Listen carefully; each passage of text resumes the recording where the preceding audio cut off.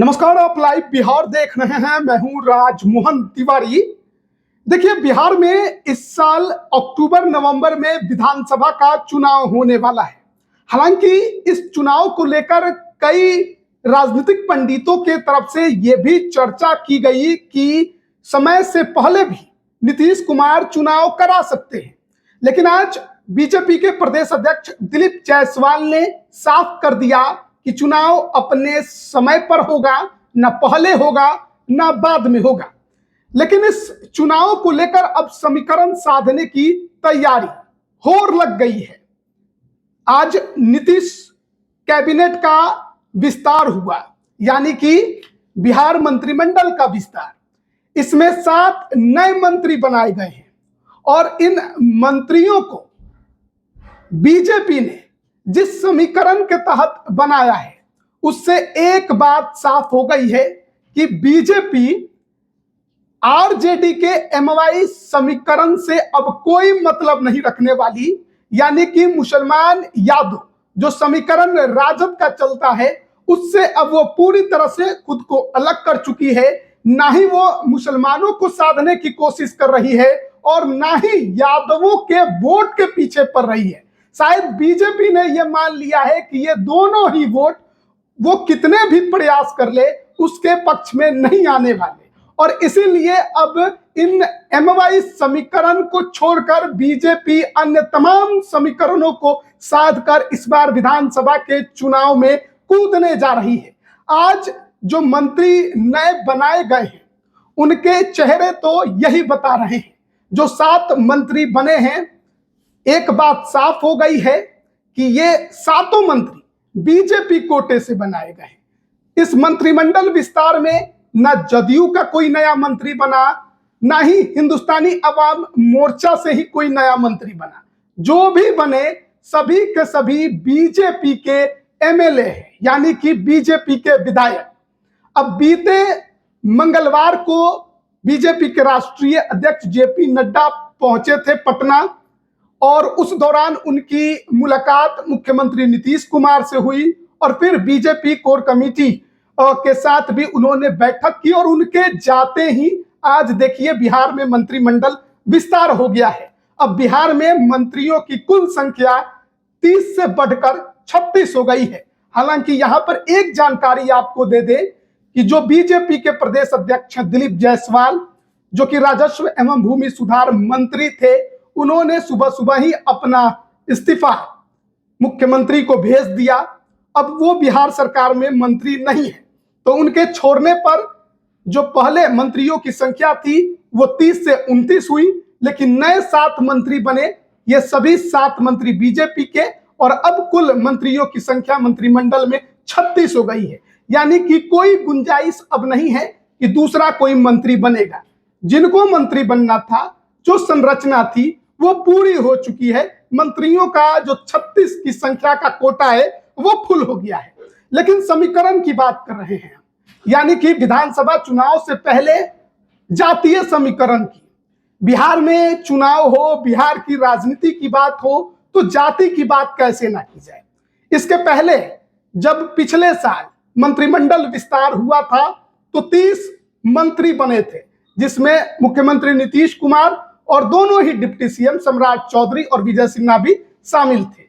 और उस दौरान जो मंत्रियों की संख्या थी, जातीय समीकरण के हिसाब से देखें तो कुर्मी से 2 मंत्री थे, एक खुद नीतीश कुमार और दूसरे जेडीयू के ही श्रवण कुमार। कोयरी यानी कि कुशवाहा समाज से 3 मंत्री, सम्राट चौधरी और सुरेंद्र मेहता बीजेपी से, जयंत राज जनता दल यूनाइटेड से। भूमिहार से 2 मंत्री, Vijay Sinha deputy CM BJP से और विजय चौधरी जनता दल यूनाइटेड से। राजपूत समाज से 4 मंत्री थे, निर्दलीय सुमित सिंह, जेडीयू की लेसी सिंह, नीरज बबलू और संतोष कुमार सिंह बीजेपी से। दलित समाज से अगर हम बात करें तो Janak Ram BJP, Krishnanandan Paswan BJP, Ashok Chaudhary JDU, Ratnesh Sada JDU, Maheshwar Hazari JDU, Santosh Suman Hindustani Awam Morcha और सुनील कुमार जेडीयू। ये दलित मंत्रियों की संख्या है। अति पिछड़ा की बात करें तो प्रेम कुमार, रेणु देवी, हरि सहनी, केदार गुप्ता, मदन सहनी और शीला मंडल। इसके अलावा मुसलमान एक जमा खान, ब्राह्मण से 2 मंत्री थे, मंगल पांडे और नीतीश मिश्रा। यादव समाज से सिर्फ और सिर्फ एक विजेंद्र यादव, जनता दल यूनाइटेड से। बीजेपी ने किसी यादव को मंत्री नहीं बनाया। कायस्थ समाज से नितिन नवीन इकलौते। तो ये मंत्रियों की संख्या थी दिलीप जायसवाल को हटाकर। लेकिन अब जो मंत्री 7 बनाए गए हैं उसमें पहला नाम है कृष्ण कुमार मंटू। ये अमनौर से बीजेपी के विधायक हैं, कुर्मी समाज से आते हैं। 2015 में इन्होंने जनता दल यूनाइटेड के टिकट पर वहां से चुनाव लड़ा था। भूमिहार समाज के नेता शत्रुघ्न तिवारी उर्फ चोकर बाबा बीजेपी के, उनसे हार गए थे। लेकिन 2020 में जब चुनाव हुआ तो जेडीयू से इन्हें अचानक बीजेपी में शामिल कराया गया और अमनौर से टिकट दे दिया गया। चुनाव भी जीत गए और हाल ही के समय में इन्होंने पटना में कुर्मी चेतना रैली का आयोजन भी किया था। आज जब मंत्रियों के लिस्ट पर हमारी नजर पड़ रही थी, जिस पर बीजेपी विचार कर रही थी, उसमें इनका नाम नहीं था। यादव और कुर्मी का एक ही कॉलम था जिसमें 3 नाम थे, अवधेश कुमार, गायत्री देवी और नवल किशोर यादव। लेकिन नवल किशोर यादव की चर्चा ज्यादा थी कि वो मंत्री बनेंगे, बीजेपी के एमएलसी हैं। उनकी जगह पर कृष्ण कुमार मंटू को अचानक शामिल किया गया।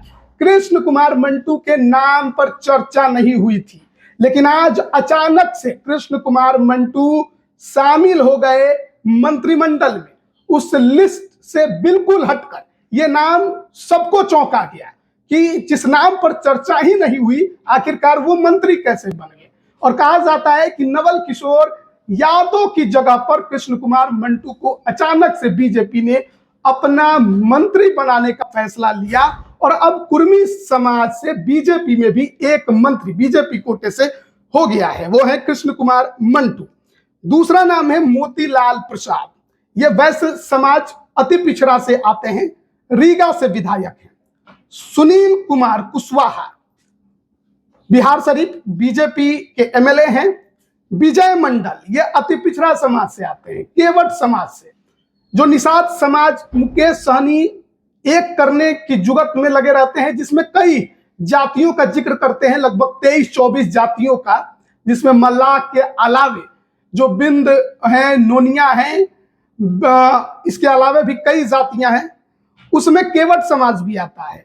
लेकिन विजय मंडल जो कि बहुत पुराने राजनीति करते हैं, सबसे पहले बिहार पीपुल्स पार्टी आनंद मोहन के पार्टी से इन्होंने चुनाव लड़ा था 1995 में और जीत गए थे और अररिया से जीते थे।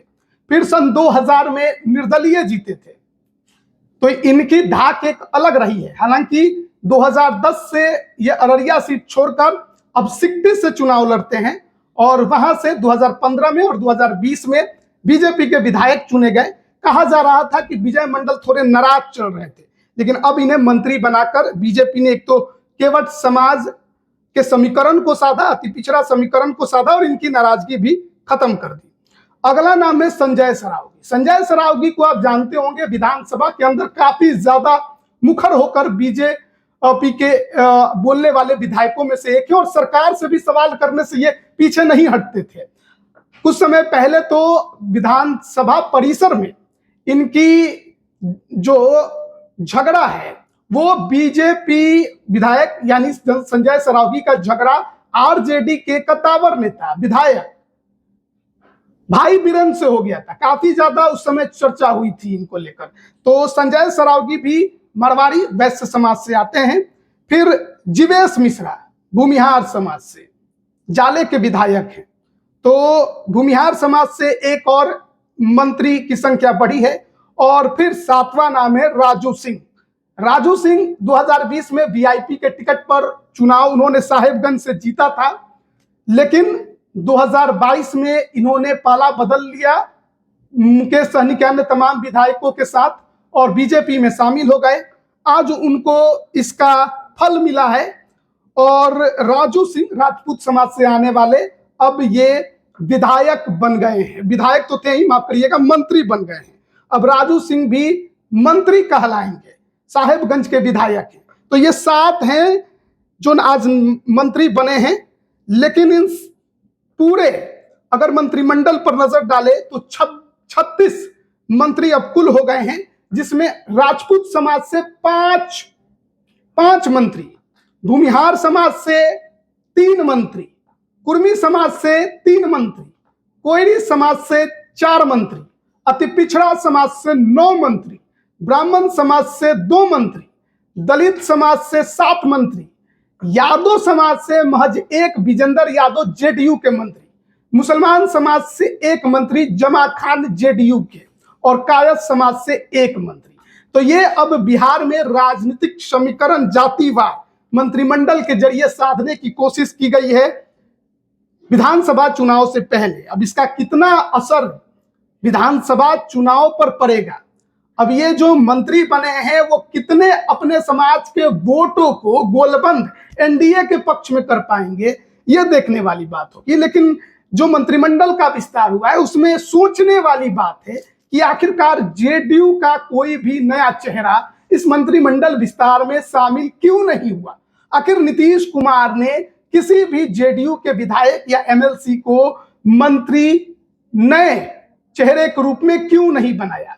क्या नीतीश कुमार बीजेपी का जो संख्या बल है विधानसभा में उसके सामने बौने साबित हो गए, या फिर नीतीश कुमार को यह डर था कि किसी 1 या 2 को मंत्री बनाएंगे तो अन्य जो पार्टी में नेता हैं वो नाराज हो जाएंगे, और चुनाव से पहले वो कोई नाराजगी मोल नहीं लेना चाहते थे। कई तरह की चर्चाएं चल रही हैं, लेकिन सबसे बड़ी बात यह है कि अगर बात हम सवर्णों की करें तो सवर्णों में सबसे ज्यादा संख्या जो है वो ब्राह्मणों की है। लेकिन ब्राह्मण समाज से सिर्फ और सिर्फ 2 मंत्री बने हैं, दोनों ही बीजेपी से, मंगल पांडे और नीतीश मिश्रा। ये पुराना जो मंत्रिमंडल विस्तार पिछले साल हुआ था उसी में बने थे। इस आज मंत्रिमंडल विस्तार में कोई ब्राह्मण शामिल नहीं हुआ, और ना ही कोई मुसलमान शामिल हुआ, ना ही कोई महिला चेहरा शामिल हुआ। ये अपने आप में सोचने वाली बात है। तो एक बात तय है कि बीजेपी ने ये बात मान ली है कि एमवाई से अब उसे कोई मतलब नहीं है। मुसलमानों को लेकर तो पहले से ही नजरिया तय है। लेकिन अगर बात हम यादव समाज की करें तो बीजेपी में कई बड़े बड़े नेता हैं। नित्यानंद राय की बात करिए, नवल किशोर यादव की बात करिए, और भी कई नेता हैं जो रेस में थे। लेकिन जिस तरीके से बीजेपी का ये मंत्रिमंडल विस्तार हुआ है, एक संकेत साफ है, क्योंकि ज्यादा दिन नहीं है चुनाव में, तो बहुत समय के लिए ये मंत्रिमंडल विस्तार नहीं है। ये जो मंत्री बने हैं बहुत ज्यादा दिनों तक नहीं रहने हैं। फिर चुनाव होगा, चुनाव के बाद फिर जो सरकार बनाएगा वो अपना मंत्रिमंडल विस्तार करेगा, तो उस समय अलग तरीके से मंत्रिमंडल का विस्तार होगा। लेकिन ये चुनावी नजरिए के हिसाब से ये मंत्रिमंडल विस्तार अपने आप में अहम है, और बीजेपी ने एक बार ये बात साफ कर दी है कि ये यादव वोट बैंक पर उसका कोई नजर नहीं है, क्योंकि शायद वो मान चुकी है कि यादव वोट तोड़ना बिहार में इतना आसान नहीं है, और वो आरजेडी के साथ जाता है तो आरजेडी के साथ ही रहेगा। विजेंद्र यादव नीतीश कुमार के बहुत पुराने करीबी रहे हैं, तो शायद इसलिए वो इस एनडीए सरकार में मंत्री हैं। अगर वो करीबी ना होते तो शायद कोई यादव इस मंत्रिमंडल में नजर ही नहीं आता। तो एक बात साफ हो गई है कि एमवाई से कोई मतलब नहीं है, कोई सेंधमारी की जरूरत नहीं है, किसी प्रकार का कोई लोभ लालच देने की जरूरत नहीं है। जो हमारे नहीं है उन्हें हमें अपना बनाना भी नहीं है, और जो इन 2 के समाज के अलावे हैं उन सबको अपने साथ जोड़ कर रखना है। और उसी समीकरण के तहत बीजेपी और एनडीए का आज ये मंत्रिमंडल विस्तार हुआ है, और सभी के सभी जो विधायक मंत्री बने हैं सातों के सातों बीजेपी कोटे के बने हैं। और अगर गौर से देखें तो अब इस मंत्रिमंडल में बीजेपी मंत्रियों की संख्या जो 15 थी, एक इस्तीफा दिलीप जायसवाल का हुआ, 14 हुआ, और इन 7 नए मंत्रियों के साथ 21 हो गई है। देखना होगा कि आगे किस प्रकार से ये काम करते हैं, और ये जो सामाजिक समीकरण साधने की कोशिश, जातीय समीकरण साधने की कोशिश बीजेपी ने इस मंत्रिमंडल विस्तार के जरिए की है, वो कितना कारगर साबित होता है। कृष्ण कुमार मंटू, कुर्मी समाज से आने वाले नेता को अचानक मंत्री बनाया गया है, और वही कृष्ण कुमार मंटू जो कुछ दिन पहले पटना में कुर्मी चेतना रैली कर रहे थे, क्या उनको मंत्री बनाकर बीजेपी अब कुर्मी समाज को भी अपने तरफ खींचने की कोशिश कर रही है, जो कि सबसे बड़ा वोट बैंक नीतीश कुमार का है जातीय समीकरण के हिसाब से। क्या उस समीकरण को भी साधने में बीजेपी ने अपना पूरा दिमाग लगा दिया है? यह सोचने वाली बात है और इस पर विचार करने वाली बात है कि आखिरकार बीजेपी ने अचानक से कृष्ण कुमार मंटू को मंत्री क्यों बनाया, जबकि इनका नाम विचार करने वाले लिस्ट में नहीं था। नवल किशोर यादव का जरूर था, अवधेश कुमार जो हाजीपुर के विधायक है उनका जरूर था, लेकिन इनका नाम नहीं था और अचानक से ये मंत्री बने हैं। तो जरूर बीजेपी ने कुछ दूर का सोचा है। क्या वो सोच 2025 के विधानसभा चुनाव तक के लिए है या उसके आगे के लिए है, ये देखने वाली बात होगी। बने रहिएगा हमारे साथ। आप सभी का बहुत बहुत धन्यवाद।